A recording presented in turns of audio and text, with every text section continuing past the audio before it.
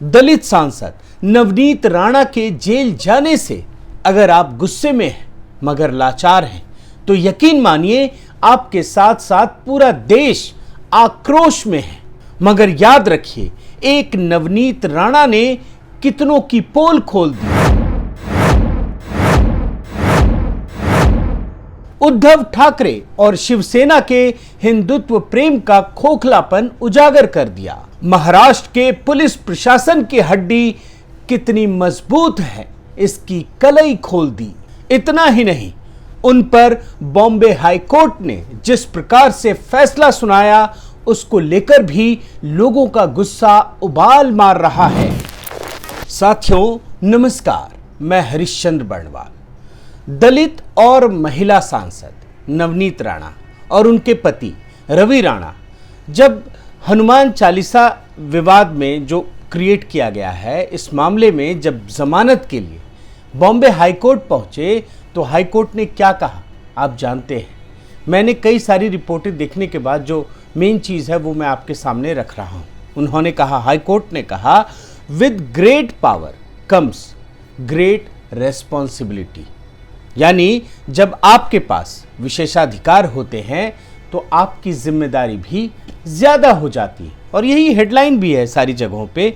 और ऐसा कहते हुए, माने इस बात को कहते हुए बॉम्बे हाईकोर्ट ने जो राणा दंपति है उनके खिलाफ सिर्फ हनुमान चालीसा पढ़ेंगे इस बात को कहने के लिए जो देशद्रोह का आरोप लगाया गया बॉम्बे पुलिस की तरफ से, आप समझ रहे हैं ना कि राणा दंपति ने कुछ किया नहीं था, सिर्फ कहा था कि मैं हनुमान चालीसा पढ़ूंगी मातोश्री के बाहर, और इसी आरोप में देशद्रोह का आरोप लगा दिया गया। और बॉम्बे हाईकोर्ट ने इस मामले में ये कहते हुए कि with great power comes great responsibility, इस आरोप को स्वीकार कर दिया, माने स्वीकार कर लिया और राणा दंपति की जो याचिका है उसे खारिज कर दी।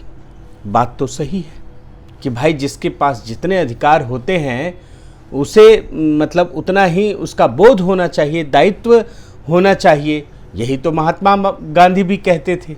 मगर यहाँ एक बात कहनी बहुत ज़रूरी है, पर उपदेश कुशल बहु तेरे। उपदेश देना तो बड़ा आसान है। अब हाई कोर्ट से ये सवाल तो पूछा जाना चाहिए ना कि दो सांसदों के बीच इतना फर्क क्यों है। एक महिला सांसद दलित सांसद निर्दलीय हैं और दूसरा जो है वो शिवसेना का राज्यसभा सांसद संजय राउत है। अब संजय राउत क्या कह रहे हैं ये भी आप समझ लीजिए।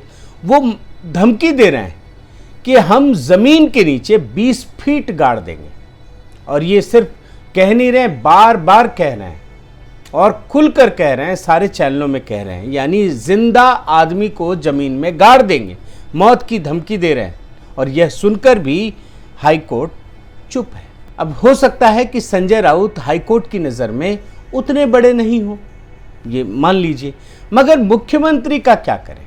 मुख्यमंत्री तो मतलब सबसे ज़्यादा पावर होता है जो राज्य का मुख्यमंत्री होता है, तो उनके पास तो रिस्पॉन्सिबिलिटी और ज़्यादा होनी चाहिए। लेकिन क्या हुआ, मुख्यमंत्री उद्धव ठाकरे खुलकर हाई कोर्ट के कान के नीचे ही धमकी दे रहे हैं। और क्या दे रहे हैं ये भी देखिए कि हम दादागिरी तोड़ देंगे। बाल ठाकरे से उन्होंने सीखा है कि हम दादागिरी कैसे तोड़ते हैं वो भी हमें आता है। अब आप इसको मतलब अब तो बॉम्बे हाईकोर्ट को भी सोचना पड़ेगा कि क्या ये लाइन वाकई सही है कि with great power comes great responsibility. जाहिर है जब न्यायपालिका व्यक्ति व्यक्ति के बीच में अंतर करने लगे तो लोगों को ये समझ में आ जाता है कि पर्दे के पीछे क्या हो रहा है। और बॉम्बे हाईकोर्ट को तो मैं अर्नब गोस्वामी के मामले को याद दिलाना चाहूँगा और ये भी उन्हें स्मरण करना चाहिए उस मामले को याद करते हुए कि सुप्रीम कोर्ट ने हाई कोर्ट को क्या कहा था। सुप्रीम कोर्ट ने उस समय कहा था कि बॉम्बे हाई कोर्ट ने संवैधानिक मूल्यों की रक्षा नहीं की। ये बहुत गंभीर बात है। एक हाई कोर्ट के लिए सुप्रीम कोर्ट का ये कहना कि जो अदालत है उसने संवैधानिक मूल्यों की रक्षा नहीं की, और उस बात को याद करके बॉम्बे हाईकोर्ट को अपने उपदेश पर फिर से गौर करना चाहिए। आप रिपोर्ट में भी देख सकते हैं, in Arnab Goswami bail order Supreme Court says Bombay high court abdicated role as protector of constitutional values। जहां तक देशद्रोह के मामलों में जमानत देने की बात है, तो आपको मैं एक केस दिखाता हूं। शशि थरूर समेत देश के बड़े बड़े पत्रकार जो इस समय जिम्मेदारी के पद पर काम कर रहे हैं, किसान आंदोलन के समय कैसे वे एक सड़क छाप आंदोलनकारी की तरह देश में हिंसा भड़का रहे थे। आपको याद है ना, बहुत सारी मीडिया रिपोर्ट भी आपके सामने लेकर आया हूं। फिर भी सर्वोच्च न्यायालय ने उनको देशद्रोह के मामले में जमानत दे दी थी और किसी की गिरफ्तारी नहीं हुई थी। ये भी याद रखिए कि मतलब गिरफ्तारी की नौबत तक नहीं आई थी, जबकि कितना बड़ा आंदोलन हो गया, मतलब चारों ओर हिंसा की तस्वीरें और एक तरीके से पूरे देश में अराजकता का माहौल पैदा हो गया था, लेकिन तब भी उन्हें जमानत दे दी गई थी और आप ये मीडिया रिपोर्ट्स में देख सकते हैं। और नवनीत राणा को जिन बयानों के कारण उन पर देशद्रोह का मामला दर्ज किया गया है और बॉम्बे हाईकोर्ट ने जमानत नहीं दी है, ठीक ऐसा ही मामला था विनोद दुआ का। उनको भी इसी तरह की बयानबाजी के कारण, और वो अपने यूट्यूब चैनल पर दे रहे थे और प्रधानमंत्री मोदी के खिलाफ, लेकिन उनको भी इस मामले में सुप्रीम कोर्ट ने ही जमानत दे दी थी और कोई गिरफ्तारी नहीं हुई और पूरा का पूरा मामला ही खारिज कर दिया था। आपको याद है ना? लेकिन नवनीत राणा के मामले में ऐसा नहीं है। अब आपको मैं एक और केस स्टडी दिखाता हूँ। शर्जील इमाम, याद है ना, जिन्होंने कहा था दंगाई, बहुत बड़ा गंभीर आरोप है। इन्होंने ये कहा था कि नॉर्थ ईस्ट को भारत से कैसे कट करना है। वो बयान बड़ा ऐतिहासिक है, आप देख लीजिए। और इस समय वो दिल्ली दंगे का मास्टरमाइंड है। अभी तक जमानत भी नहीं मिली है, लेकिन इस शख्स पर जब देशद्रोह का मुकदमा लगाया गया तो इलाहाबाद हाईकोर्ट ने उसे जमानत दे दी। और इलाहाबाद हाईकोर्ट ने क्या कहा ये भी आपको जानना चाहिए। उन्होंने जमानत देते हुए हाईकोर्ट ने कहा कि भारत की एकता इतनी कमजोर नहीं कि किसी की नारेबाजी से टूट जाए। और ये कहते हुए एक दंगाई को, दिल्ली दंगे का जो मुख्य आरोपी है, उसको देशद्रोह के मामले में जमानत दे दी। अब आपको आयशा सुल्ताना की बात बताता हूं। ये एक फिल्म मेकर है और इन्होंने एक टीवी डिबेट में बहुत गंभीर बात कही थी। इन्होंने क्या कहा था कि केंद्र की सरकार लक्षद्वीप में लोगों के खिलाफ बायोलॉजिकल हथियार का इस्तेमाल करने वाली है। अब ये मतलब ये जो भड़काने वाला मामला था, ये किस प्रकार का था आप समझ सकते हैं। मतलब एक देश के खिलाफ एक छोटे से हिस्से को, लक्षद्वीप को, जो केंद्र शासित प्रदेश है, वहां के लोगों को भड़काया जा रहा है कि सरकार ही आपके खिलाफ बायोलॉजिकल वेपन का इस्तेमाल कर देगी। और इस मामले में भी देशद्रोह का मामला दर्ज किया गया था, लेकिन यहां भी केरल हाईकोर्ट ने अग्रिम जमानत दे दी। अग्रिम जमानत, आप समझ रहे हैं ना कि एक नवनीत राणा जिसने कुछ किया ही नहीं, सिर्फ बोला, उस पर देशद्रोह का मुकदमा और हनुमान चालीसा पढ़ने की बात कही थी, किया नहीं था, अपने घर में ही पढ़ रही थी, उनको जमानत अभी भी नहीं मिली है। लेकिन आयशा सुल्ताना, जिसने लक्षद्वीप पर यह कह दिया कि देश उस पर बायोलॉजिकल वेपन का इस्तेमाल करेगा, उसे अग्रिम जमानत दे दी गई। अब आइए एक और मामला।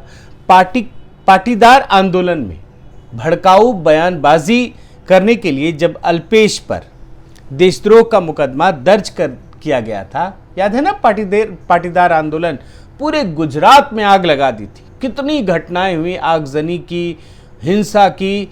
उस मामले में भी देशद्रोह का मुकदमा दर्ज हुआ, लेकिन उस मामले में भी गुजरात हाई कोर्ट ने जमानत दे दी थी।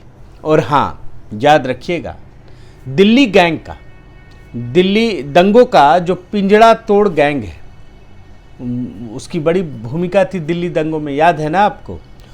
इसके बहुत सारे कार्यकर्ताओं पर देशद्रोह का मुकदमा दर्ज किया गया था, लेकिन अंत में इन्हें भी जमानत मिली।